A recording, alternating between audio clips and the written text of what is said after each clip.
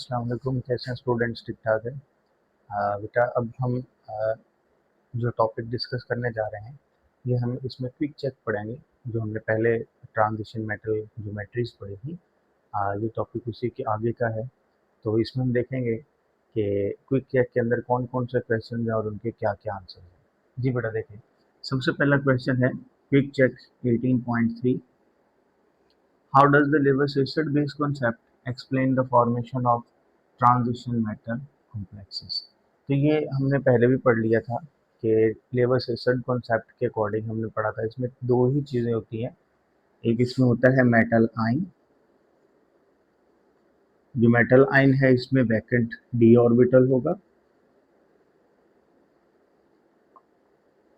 और इसके अंदर जो वैकेंट डी ऑर्बिटल है ये इलेक्ट्रॉन पेयर को एक्सेप्ट कर सकता है।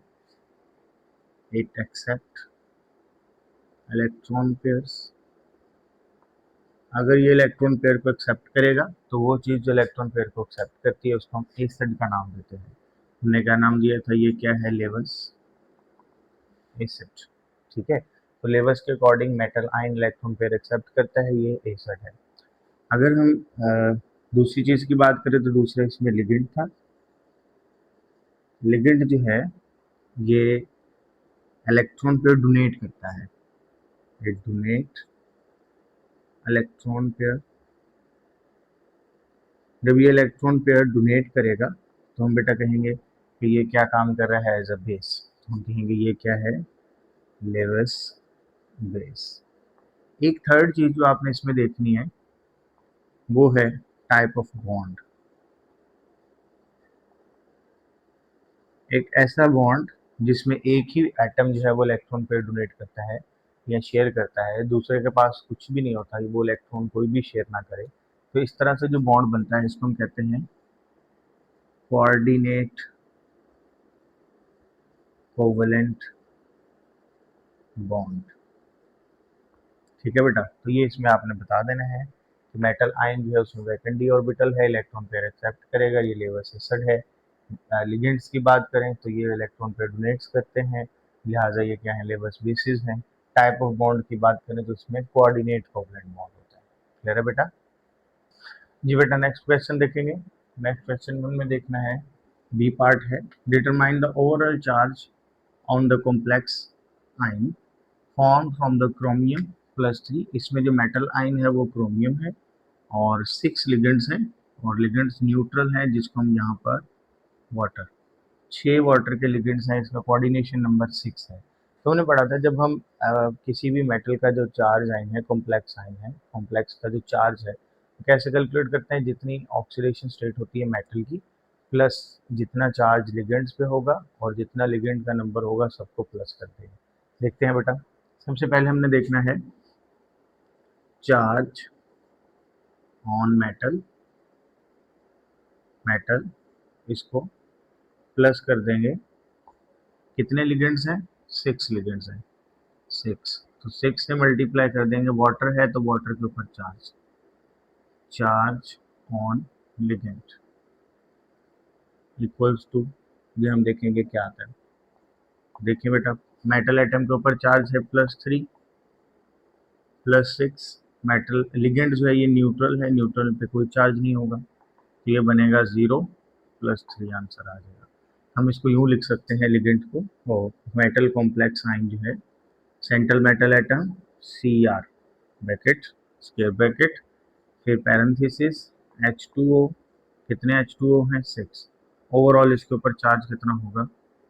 +3। तो ये इसकी सिंपल सी कैलकुलेशन थी।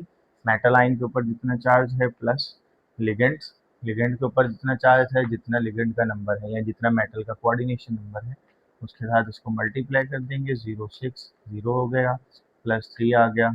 हमने पहले मेटल लिखी, फिर उसके बाद जो न्यूट्रल लिगेंड है वो लिखेंगे, जितनी इसकी कोऑर्डिनेशन नंबर है वो लिख दिया। ओवरऑल चार्ज इसके ऊपर क्या आ जाएगा? +3। क्लियर है बेटा?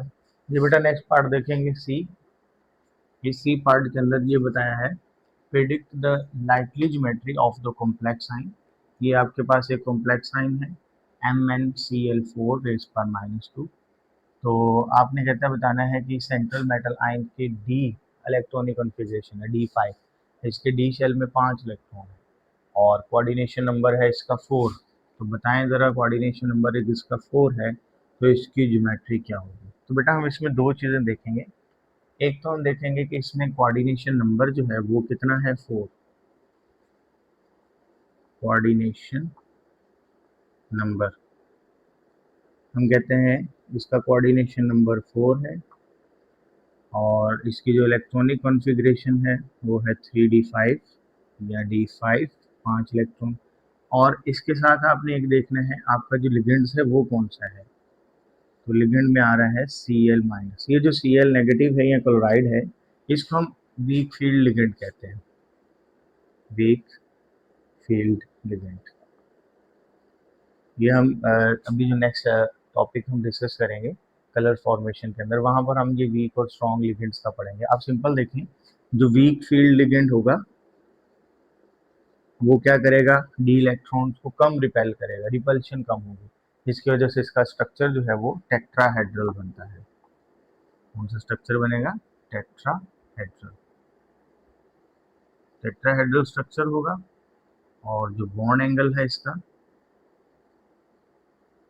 वो बनेगा 109.5। अगर आप बनाना चाहें तो सेंटर में metal Mn 1 2 3 4, chloride chloride chloride chloride, overall इसके ऊपर जो चार्ज होगा -2। खैर बेटा, तो ये आपने इसके अंदर देख लेना है। बेटा डी पार्ट देखेंगे। डी पार्ट के अंदर ये पूछा गया है, EDTA is described as a hexadentate ligand. EDTA जो है इसको हम हेक्साडेंटेट लिगेंड कहते हैं। Why? Explain what hexadentate mean in the terms of coordinate covalent bonds formed with the metal ion। तो ये मेटल आयन के साथ जो कोवलेंट बॉन्ड्स बनाते हैं उस टर्म में हम इसको हेक्साडेंटेट कहते हैं। उस टर्म में बताएं कि इसका क्या मतलब है। तो बेटा देखो, हमने कहा था हेक्साडेंटेट, हेक्साडेंटेट लिगेंड ये वो लिगेंड है जिसके अंदर हेक्सा मीन 6, जिसके अंदर 6 इलेक्ट्रॉन डोनेटिंग एटम्स हैं, 6 इलेक्ट्रॉन डोनेटिंग एटम्स हैं। ये भी कह सकते हैं 6 लोन पेयर डोनर हैं। तो जब इसके अंदर 6 इलेक्ट्रॉन पेयर या इलेक्ट्रॉन डोनेटिंग ग्रुप्स प्रेजेंट हैं तो हम कहेंगे जितने इलेक्ट्रॉन पेयर डोनेटिंग ग्रुप्स होते हैं या जितने इलेक्ट्रॉन डोनेटिंग एटम्स होते हैं उतने ही क्या बनेंगे, कोऑर्डिनेट कोवलेंट बॉन्ड। तो हम यूँ भी कह सकते हैं कि ये 6 कोऑर्डिनेट कोवलेंट बॉन्ड फॉर्मेशन। इसमें कितने कोऑर्डिनेट कोवलेंट बॉन्ड की फॉर्मेशन होती है, 6 कोऑर्डिनेट कोवलेंट बॉन्ड। सो हम सिंपल इसको यूँ एक्सप्लेन कर देंगे कि हेक्साडेंटेट का मतलब होता है कि एक ऐसा लिगेंड जिसके अंदर 6 इलेक्ट्रॉन डोनेटिंग एटम्स हैं और इसके कितने कोवलेंट बॉन्ड बनेंगे, coordinate covalent bond, 6 coordinate covalent bond बनेंगे विद मेटल आयन। तो इस वजह से हम इसको क्या नाम देते हैं, EDTA को हेक्साडेंटेट भी कहा जाता है। क्लियर है बेटा। अगर आपने इसका स्ट्रक्चर देखना हो तो आप पिछला लेक्चर जो है उसको रिवाइज करके देख सकते हैं, उसके अंदर ये सारा कुछ जो है मेंशन है। जी बेटा, लास्ट क्वेश्चन है क्विक चेक 18.3 का। Identify the 2 essential features of the transition metal ion that enables to form complexes.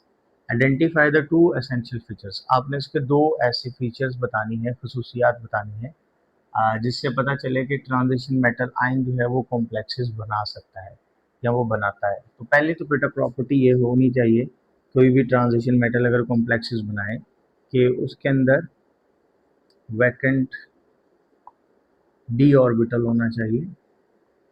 और इस वैकेंट डी ऑर्बिटल की जो हम एग्जैक्ट देखें टर्म तो हम कहते हैं it should be energetically accessible.